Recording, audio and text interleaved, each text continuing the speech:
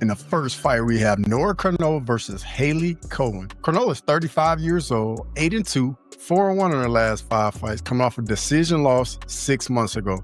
Corneau lands 3.41 significant strikes per minute, absorbs 2.18. She has a 70% finish rate and is a -190 favorite. Cohen is 33 years old, 7-3, 3-2 in her last 5 fights, coming off a decision loss 2 years ago. Cohen lands 2.97 significant strikes per minute, absorbs 3.17. She has a 40% finish rate and is a +160 underdog. Both ladies are coming off a loss. Nora Corneau is a powerful striker that marches her opponents down. She's 2-1 in the UFC with her only loss coming to Jacqueline Cavalcanti. I think very highly of her, so that loss isn't a bad loss at all. Haley Cohen is 0-1 since joining the UFC. That loss is to Jamie Lynn Hort. So the path to victory for Corneau is to keep the fight on the feet, letting her hands go and just marching Cohen down. She does have a power advantage. She needs to fight on the front foot and just march forward, as it makes it significantly harder for Cohen to land takedowns off the back foot. Cohen, on the other hand, uses her wrestling. She averages 1.5 takedowns per 15 minutes. If she's able to get a couple takedowns and control Corneau, she can get her first win in the UFC. But I'm going to go with Nora Corneau to get it done. I just think she's going to walk forward using that Muay Thai and just land the heavier shots. What's up, everybody? Crossover MMA back in here for another video. Make sure to like the video and also subscribe for more content. Now let's get back to the fights. In the next fight, we have Tresean Gore versus Marco Tulio. Gore is 30 years old, 6-2, 3-2 in his last 5 fights, coming off a submission win 4 months ago. Gore lands 3 significant strikes per minute, absorbs 5.88, he has a 63% finish rate and is a +280 underdog. Tulio's 30 years old, 13-1, 5-0 in his last 5 fights, coming off a TKO win 2 months ago. Tulio lands 5.02 significant strikes per minute, absorbs 2.68.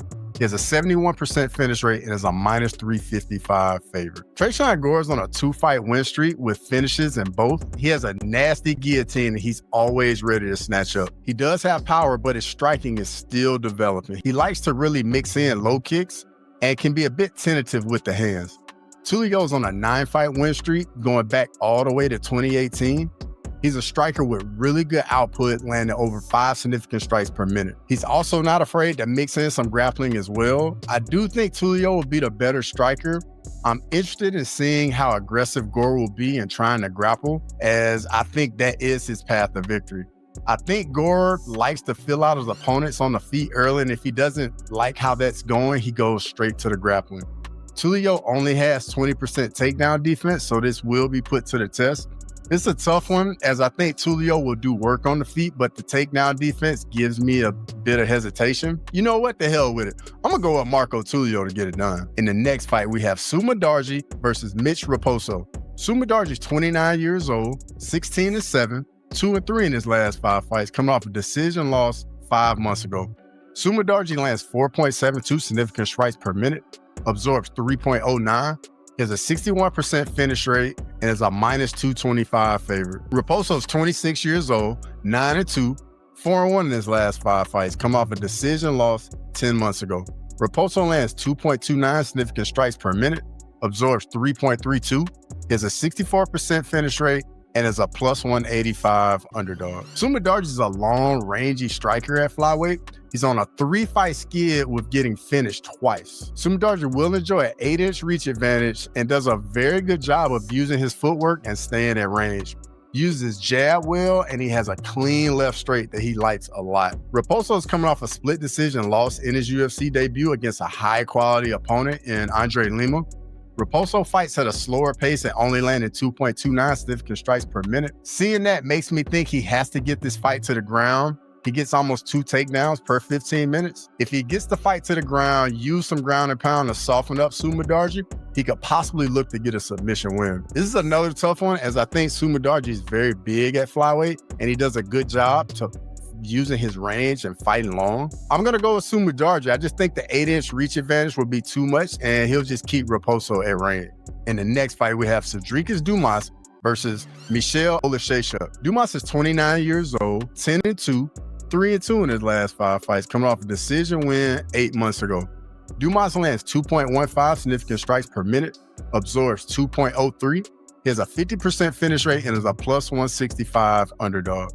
Oleksiejczuk is 30 years old, 19-9, 1-4 in his last 5 fights, coming off a decision loss 8 months ago. Oleksiejczuk lands 5.08 significant strikes per minute, absorbs 4.61. He has a 54% finish rate and is a minus 205 favorite. Cedric Dumas is coming off a win. He's 2-3 since joining the UFC. He's a striker, but doesn't have that zapping power in his hands. Oleksiejczuk, on the other side, he's a southpaw striker with big power in his left hand. He's on a 3-fight skid, but those are all against quality opponents: Shar Magomedov, Kevin Holland, and Michelle Pereira. Oleksiejczuk doubles up Dumas's output, so that's not a good sign for Dumas, as if they're on the feet, Oleksiejczuk will be landing strikes. Both guys sparingly grapple, so I expect this fight to stay on the feet unless someone gets hurt. Dumas will enjoy a 5-inch reach advantage and will probably need to use that to stay out of danger against Oleksiejczuk. Dumas doesn't take much risks and will probably be fighting off the back foot as Oleksiejczuk walks forward looking to knock his opponents out. I think Oleksiejczuk lands his big left straight, hurts Dumas badly, and manages to get it done. In the next fight, we have Darren Elkins versus Julian Erosa. Elkins is 40 years old, 29-11, 3-2 in his last 5 fights, coming off a decision win 5 months ago. Elkins lands 3.4 significant strikes per minute, absorbs 3.22. He has a 38% finish rate and is a plus 300 underdog. Erosa's 35 years old, 30-12, 3-2 in his last 5 fights, coming off a submission win 8 months ago. Erosa lands 6.18 significant strikes per minute, absorbs 6.31. He has a 60% finish rate and is a minus 380 favorite. This one should be a lot of fun. Both guys are never in boring fights. I'm expecting this one to get bloody as Elkins gets cut in what seems like all of his fights and just bleeds all over the place. I do think Elkins stays on his bike a little bit and uses a bit more footwork than Erosa. Neither guy really uses much head movement. Erosa will enjoy a 4-inch reach advantage and doubles the output of Elkins. I wouldn't be surprised if we end up getting an absolute war here. Erosa's output and Elkins' never quit approach will make this a fun scrap. I'm going to go with Juicy J. Julian Erosa to get it done here. In the next fight, we have Jim Miller versus Chase Hooper. Jim Miller is 41 years old, 38-18, 3-2 in his last 5 fights, coming off a submission win 4 months ago. Miller lands 2.99 significant strikes per minute, absorbs 3.51. He has a 50% finish rate and is a plus 500 underdog. Chase Hooper is 25 years old, 15-3-1, 4-1 in his last 5 fights, coming off a submission win 3 months ago. Hooper lands 4.97 significant strikes per minute, absorbs 3.26. He has a 63% finish rate and is a minus 700 favorite. This matchup is what the UFC typically does, feeds the older Asian fighter to the young, up-and-coming hungry lion. Jim Miller's coming off a win in which he looked crispy on the feet and managed to get the sub. He's got big power in his left hand that he's always looking to land. The elephant in the room, though, is that Jim Miller's 41 years old, but still looking good and looking to get it done. Chase Hooper's really starting to come into his form. He's on a 4-fight win streak with 3 submission wins. He started looking much better on the feet. He'll enjoy a 3-inch reach advantage and a 5-inch height advantage. I think this fight will be very dangerous for both men as Miller has so much experience. He's a crafty striker with legit power and is a dangerous submission threat as well. Hooper's developing as a striker, but his game is in the grappling. 53% of his wins are by submission. This will be the new age versus the crafty vet. Hooper's striking has improved by leaps and bounds since he made his UFC debut. I'm expecting him to look even better in his development as he's looked better in each of his last few fights. Jim Miller's a game opponent and will give Chase Hooper all he can handle, but I'm going to go with Chase Hooper to get it done here. In the next fight, we have Yan Xiaonan versus Verna Jandiroba. Xiaonan is 35 years old, 19-4, 3-2 in her last 5 fights, coming off a decision win 4 months ago. Xiaonan lands 4.99 significant strikes per minute, absorbs 3.44. She has a 39% finish rate and is a plus 130 underdog. Jandiroba is 36 years old, 21-3, 4-1 in her last 5 fights, coming off a submission win 8 months ago. Jandiroba lands 2.12 significant strikes per minute, absorbs 2.73. She has a 63% finish rate and is a -155 favorite. This is the #1 contender fight at strawweight. The winner will definitely get a title shot next. Yan Xiaonan is a fast striker with decent power in the hands and is always improving her takedown defense. Virna Jandiroba is grappling with arguably some of the best BJJ in the division. I think this fight will be very clear. If Yan keeps this on the feet, I think she pieces up Virna. If Virna gets the fight to the ground and has enough time to work, Yan will have to do everything she can to survive and not get submitted. Virna lands 2 takedowns per 15 minutes, landing at a 35% clip. Yan's takedown defense is only 63%. This will ultimately decide the fight. Will the threat of the takedown take away Yan's striking advantage? What happens if Virna isn't able to get the fight to the ground? I want Jandiroba to win this fight as I want to see a fresh matchup for Weili Zhang. But I think Yan's speed, footwork, and distance management will help big time in keeping this fight on the feet. If she defends the first 2 takedown attempts, I think that will set the tone for the fight. But if not, Virna will do her thing. Yan does have a win over a similar style opponent in Mackenzie Dern, so the blueprint is definitely there for her to get it done. I'm going to take the underdog here and go with Yan Xiaonan to get it done. In the next fight, we have Dan Ige versus Sean Woodson. Ige is 33 years old, 18-9, 2-3 in his last 5 fights, coming off a decision loss 5 months ago. Ige lands 3.66 significant strikes per minute, absorbs 3.5, he has a 41% finish rate, and is a +135 underdog. Woodson's 32 years old, 13-1-1, 4-0-1 in his last 5 fights, coming off a TKO win 3 months ago.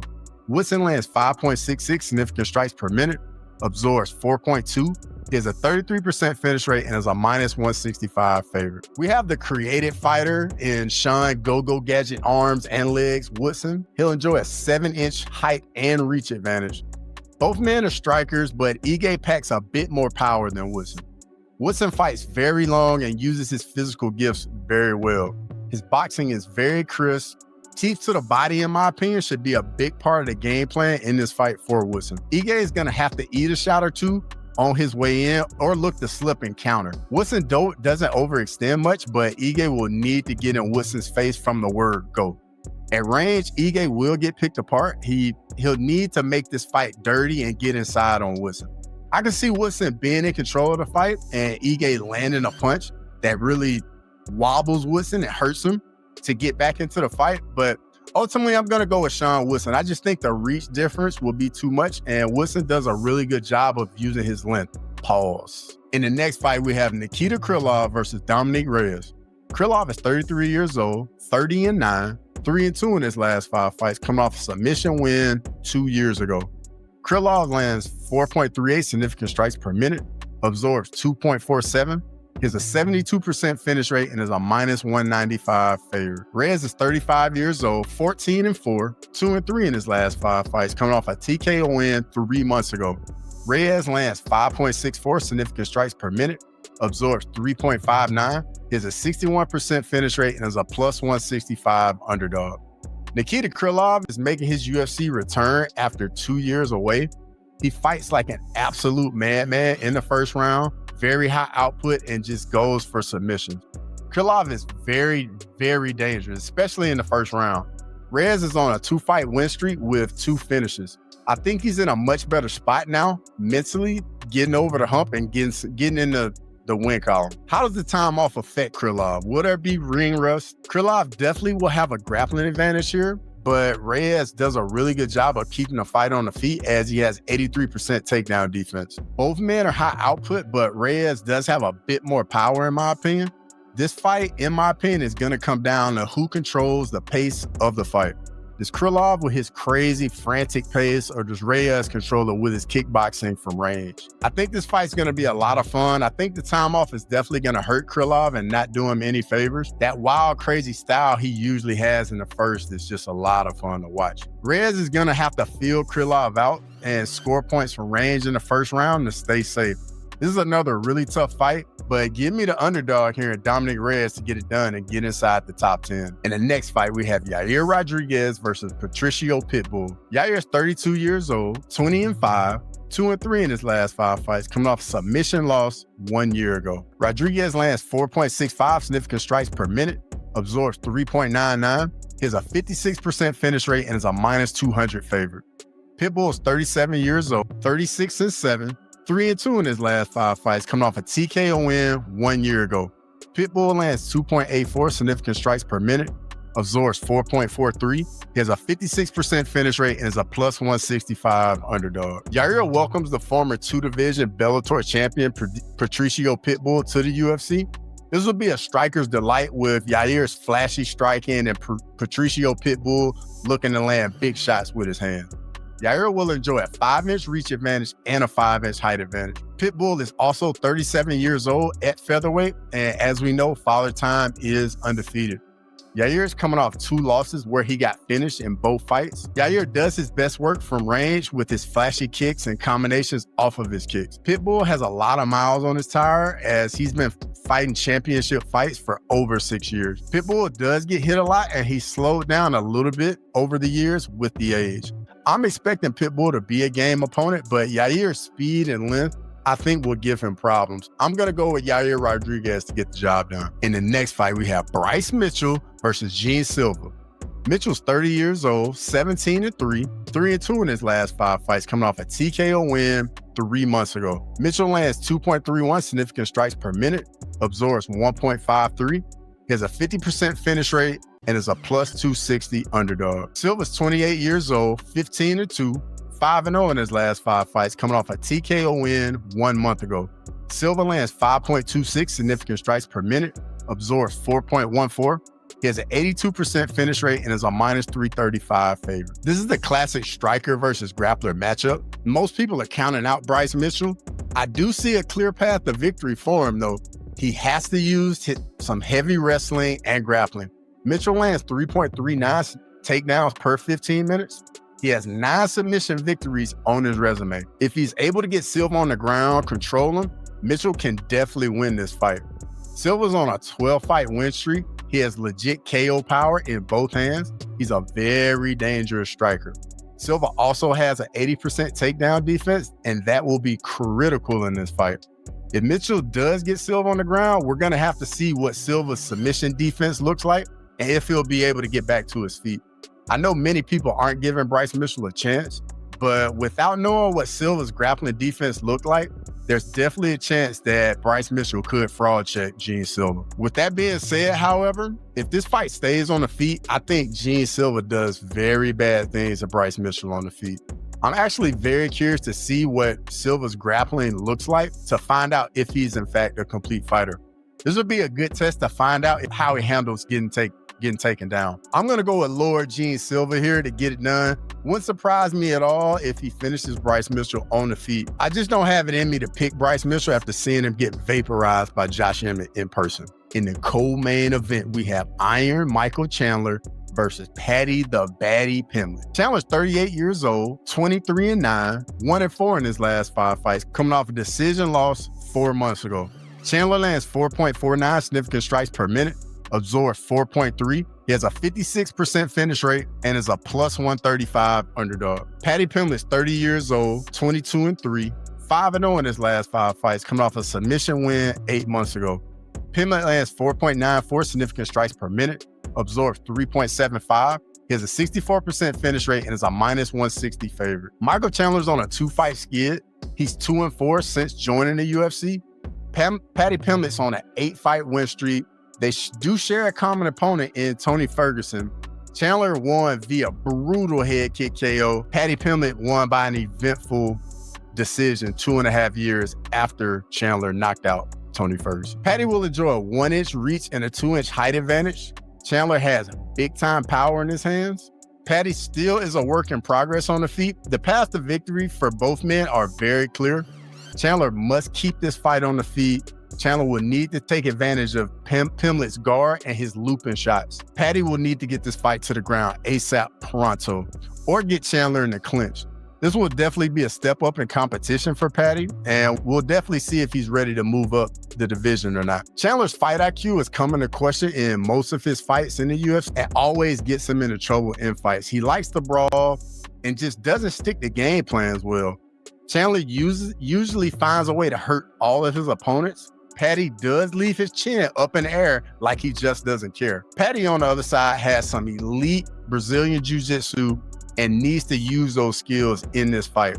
Paddy doesn't possess big power in his hands, so it'll be interesting to see if he can get some respect from Chandler on the feet. Also, Paddy's cardio kind of looks suspect in the Tony Ferguson fight, as he did slow down big time in the third round.